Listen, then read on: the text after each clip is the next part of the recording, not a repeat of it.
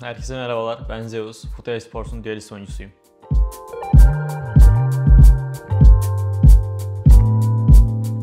Ya Zeus kimdir? Zeus küçüklükten beri video oyunlarıyla büyüyen küçük bir çocuk. Aslında abisine özenmiş bir çocuk daha doğrusunda. Abim eski e-sporcuydu. Onunla beraber video oyunlarına başladım zaten. Bana WASD basmayı öğretti küçükken. Elime mouse tutuşturdu. Onunla beraber büyüdüm. Yani bayağı beraber oyunlar oynadık. Onun izinden gitmeye çalıştım. Onun turnuvalarını izledim zamanında. Böyle derken ben turnuvalara katılmaya başladım. Valorant'ta da büyük küçük bütün turnuvalara katıldım. Çoğunu kazandım. Bir sürü turnuva ödüllerim var. Bunlarla beraber kendi ismimi oluşturmaya çalıştım. Kendi adımı yapmaya çalıştım. Böylelikle adım adım yukarı tırmanarak artık olduğum noktaya geldim. Ailen destekliyor muydu ilk başlarda? Nasıldı? Ya ailem desteklemiyordu. Zaten liseyi de açığa geçmiştim sırf bu olay yüzünden. Liseye açığa geçmem çok büyük dert oldu benim için. Çok büyük kavgalar ettim. Arkamda duran, yani en azından en başında arkamda duran tek kişi abimdi. Ablam da bir yerden yardım etmeye çalıştı ama abim hep yaparsın edersin, hani zaman tanıyalım falan kısmındaydı ama aile büyükleri, annem ve babam biraz karşıydı bu duruma.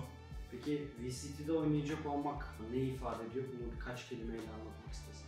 Ya zaten bu yola çıkmamın sebebi, ya hiçbir zaman hani param olsun, hani gelirim, maddi şeyim güçlü olsun, fazla olsun o yoluyla çıkmadım, mantığıyla çıkmadım bu yola.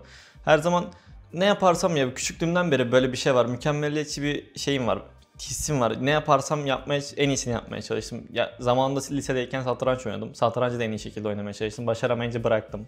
Sonra futbola başladım, basketbol oynadım. Bunları da en iyi şekilde yapmaya çalıştım. Her zaman ne yapmaya çalıştıysam en iyi şekilde yapmaya çalıştım. Valorant'ta da başlayınca böyle ne bileyim içimdeki his her zaman bir adım daha ileri gitmek istediğini söylüyor ve deniyorum. Ve VCT'ye çıkmak da yani hep bir şeyler üst üste koyduktan sonra gerçekten hani artık tırnaklarımla kazıdığım yolun bir başarı getirdiğini hissetmek güzel hissettiriyor. Foot'taki ortama alışabildin mi?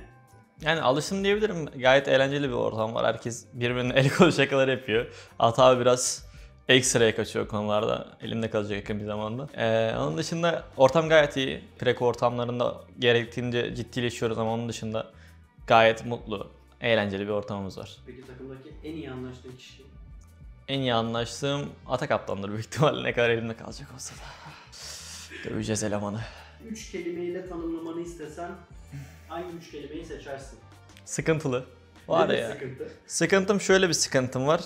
Ya bu bilmiyorum nasıl açıklanabilir ama ne yaşandığını direkt örnek vererek yapayım. Yani mesela atıyorum sabah bir rutinim var, öğlen bir rutinim var, akşam bir rutinim var ve bunları yapmadığım süreçte içime bir sinir oluşuyor, böyle hani rahatsızlık oluşuyor ve titremeye başlıyorum. Gerçekten titremeye başlıyorum ama böyle bir sıkıntılı bir elemanım, yani yapmak zorundaymış gibi hissediyorum bazı şeyleri. Ya bu da belki de mükemmelliyetçi olan kısmıyla ilgilidir karakterimin. Sonra diğer kelimelerde de hırsı diyebilirim. Onun dışında da ekstra çalışkan belki de. Aslında hepsi mükemmelliyetçi. Evet, hepsinin de bağlıyor bir yerde. Az önce günlük rutin dedin. Günlük rutinin nasıl? Söylemem. Söylemiyor musun? Söylemiyorum rutinimi. Günlük rutini söylemiyoruz. Almanya'da hayat nasıl gidiyor?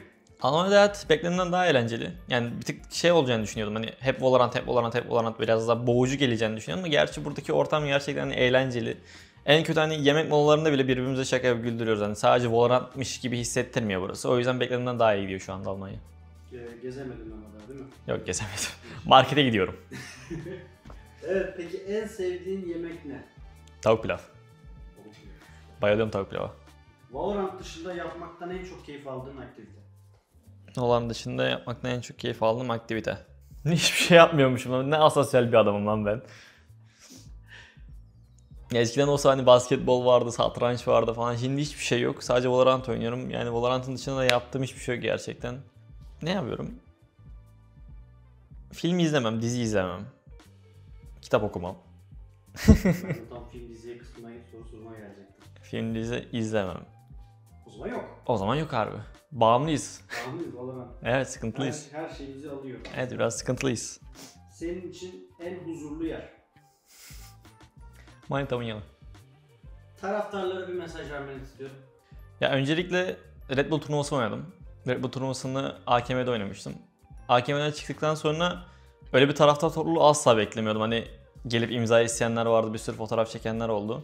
Ya bu hayatımda yaşadığım yani İlk defa böyle bir şey yaşadım, daha doğrusu hayatımda yaşadım da yanlış bir cümle oldu. İlk defa böyle bir şey yaşadım ve gerçekten kendimi özel hissettirdi en azından hani yaptığım şeylerin artık bir karşılığını almak gerçekten çok güzel hissettirdi. O günkü taraftarların bize olan destekleri için de çok teşekkür ederim. Benim için hani hem yeni takıma gelmiş hem de ilk turnuvamdı. Bu yüzden çok güzel hissettirdi. Bu yüzden teşekkür ederim taraftarlarımıza. Arkamızda olmaya devam edin. Kendinize iyi bakın. Bugün bu kadardı. Sizin de merak ettiğiniz sorular varsa aşağıda belirtebilirsiniz.